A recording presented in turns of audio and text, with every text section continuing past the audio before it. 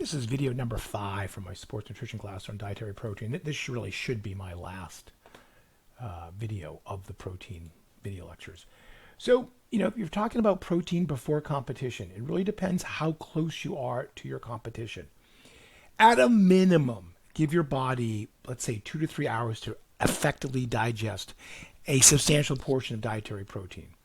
If you are doing a carbo loading scheme where you're loading up on carbs 2 days before, 1 day before, the night before, certainly you should include dietary protein with your meal the night before. The day of gets tricky because protein does take longer to digest. A lot of protein in the American diet, especially animal protein, and dairy can have fat associated with it. Fat slows down the entire digestive process. And nobody wants to be on a bike ride or hiking or running with food just kind of still sitting in the small intestine, currently undergoing disassembly. And side note, that requires a lot of resources. That requires blood that's saturating your small intestine, lymph that's taking up fatty chylomicrons loaded in fat. And don't you want that blood where the muscles are? Don't you want your body's emphasis to be putting oxygen and carbohydrate and fatty acids into your muscle tissue? Absolutely. So it's tricky. We always say never have any surprises the day of activity. Focus on, if you're going to have protein, let's say the morning of, not too much, keep it lean. So be careful with the fat. Non-fat or low-fat dairy would be great. Be careful with fiber because that slows down the digestive process. Yogurt's a really good one. Non-fat yogurt is a pretty good source. Soy-based, rice-based, cow-based. Cheeses aren't too bad, small amounts. Even if it was tuna fish or egg, hard-boiled egg, your ability to perform on the football field, on a basketball court, on a baseball field, it is not going to come down to, did I get enough protein with breakfast? Look, there's spare amino acids floating around the body. Your body's always breaking down proteins. Your blood supply, the amino acid pool, has old proteins from things that broke down and new proteins from, let's say, that breakfast or the night before your dinner. So don't be so concerned that there won't be enough protein available for doing what I'm doing. And by the way, if you're going to lift weights in the morning, you're not using protein synthesis shuts down in the weight room. You're not building anything. So don't, if you want to do your amino acid soda while you're working out, that's great.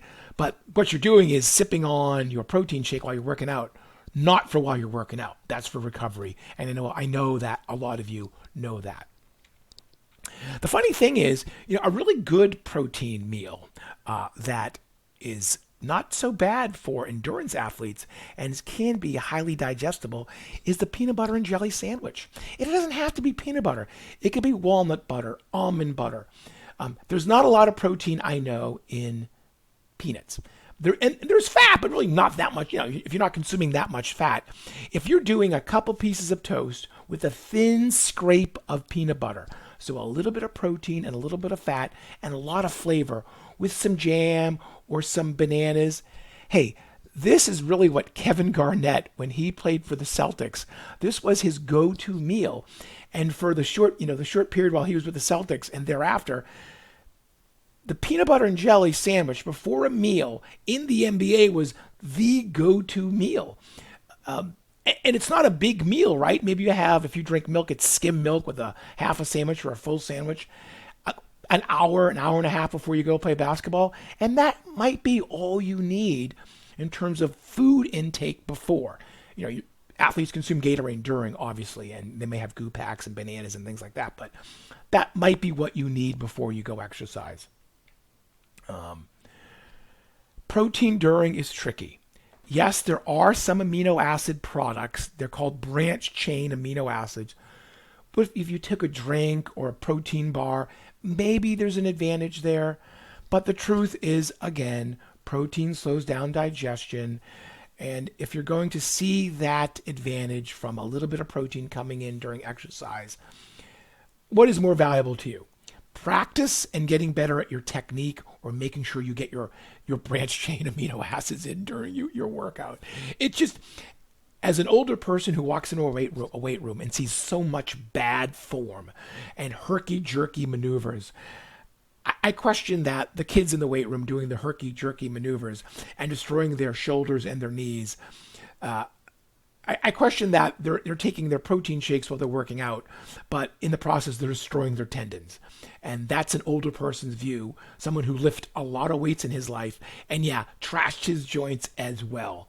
So I'll leave it at that. After is a very good time for protein. We would prefer that protein as digestible as possible. That's where protein supplements come in. I mean, they're usually hydrolyzed, and hydrolyzed is code for we digested it for you. And a nice thing about having a little bit of protein after you work out, remember the window? That window there may be some synergy where the glycogen the carbohydrates you're eating help the amino acids get into the body and get absorbed. So if you're going to have a little bit of protein during the window, not too much, highly digestible, hydrolyzed, and that's where supplements might, play a role. By the way, here's Carmelo Anthony when I think he was playing for the Knicks at the time. Look, my after. It's skim milk with like sugary quick. Was it quick or the what is it? The chocolate mix you add to the milk. My kids love the strawberry. Is it Quick? Whatever the brand is. My kids like they used to like the chocolate, but now they like strawberry. It's sugar with a good source of protein, and it's non-fat. There's no fat there. It's not a bad way to go. Obviously, most folks can't consume a lot of milk after they work out. They probably throw up, but that's what we're looking for. Easily digestible, not too much, and the hydrolyzed wording is great for protein supplements. And finally, if you look at the team sport needs versus the strength athlete, endurance athletes need more protein. And this kind of breaks it down by weight and things like that. You're talking 1.5 gram of protein per kilogram body weight. When you get into the power athletes, 1.5 to 2.0 gram of protein per kilogram body weight, and for recovery, maybe more. By the way, that's Lee Haney. What a figure. I mean, all-time great bodybuilder. And really, nothing's overdeveloped there. Just his body looks beautiful. So, someone like Lee Haney's eating 200 grams a day of protein. Do you realize, folks, that's not 200 grams of chicken or steak or tofu. That's the protein in the meat or in the tofu. So to get to 200 grams of soy protein, that's many, many grams. That might be 3 or 4 blocks of protein of tofu per day. But that is what is required for a strength athlete to maintain all that muscle, right? I think she is the world record holder in the hammer throw or the shot put. She's got a lot of muscle. She has to maintain that muscle. Forget about her becoming more muscular. She's trying to keep the muscle she has. Okay, so that's it for the protein chapter. Some of these were shorter, some of these were longer. Hopefully this is an easy chapter to understand. We don't go into a lot of detail on protein synthesis. That's the kind of block of instruction you get from a biochemistry class. Yes, from a biochemistry instructor who he or she knows what they're talking about in great detail. And since they know so much about it, they can teach it in a more simple manner for students. And for those of you going into kinesiology, I would recommend that you take a physiology or a biochemistry class. It will pay dividends for you in terms of your intellectual prowess in kinesiology later in life. Take care.